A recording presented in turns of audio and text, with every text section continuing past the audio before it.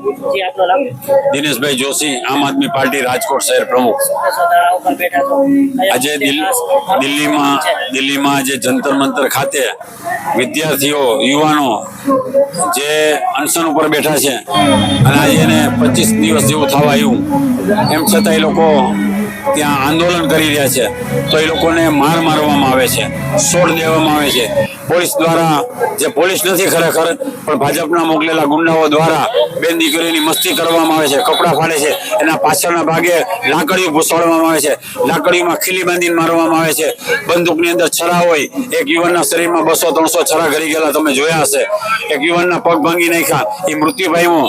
જ્યારે એના પગ ભાંગ્યા હતા ત્યારે એની માનો ફોન આવ્યો, ત્યારે ફોન ઉપર વાત કરતો, માં હું બરાબર છું, મને કાંઈ નથી થયું। એની બાજુમાં ડોક્ટર ઉભેલા રડે છે અને 10 મિનિટમાં એ છોકરાનું મૃત્યુ થાય છે। આવા 8 થી 10 લોકોના મૃત્યુ થયા છે। આ ધર્મેન્દ્ર પ્રધાને રાજીનામું દઈ દેવું જોઈએ, ઢાંકણીમાં પાણી લઈને ડૂબી મરવું જોઈએ। પ્રધાનમંત્રીના માતુશ્રીને જો કાંઈ કહે તો ભાજપના સાંસદો ધારાસભ્યો રોડ પર આવી જાય છે। આજે રાજકોટના આ રેસકોર્સ મેદાન પાસે બહુમાળવાડી ચોકમાં સરદાર વલ્લભભાઈના સ્ટેચ્યુની બાજુમાં આજે અમે કાર્યક્રમ કરી રહ્યા છીએ, ત્યારે રાજકોટના ધારાસભ્ય દર્શિતાબેન સાને નથી દેખાતું કે રાજકોટના વિદ્યાર્થીઓ, દેશના વિદ્યાર્થીઓ કેટલા હેરાન થાય છે? ઉદય કાનગરને નથી દેખાતું, રમેશ તિલારાને નથી ખબર? આ બધાના મોઢામાં મગ ભર્યા છે। આપણા સાંસદ સભ્ય ક્યાં છે?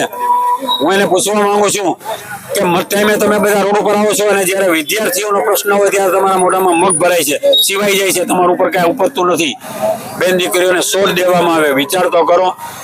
આ હવે આંદોલન દેશવ્યાપી થશે અને નવનિર્માણ જેવું આંદોલન થશે। અને આમ જુઓ તો દેશમાં અઘોષિત કટોકટી જાહેર થઈ ગઈ છે, કારણ કે આ ભાજપ સરકાર નિષ્ફળ ગઈ છે અને આ ટકવાની નથી। અને આ ધર્મેન્દ્ર પ્રધાને નહીં, ભાજપ સરકારે જ રાજીનામું દઈ દીધું, એનામાં શરમ જેવી જતું હોય તો।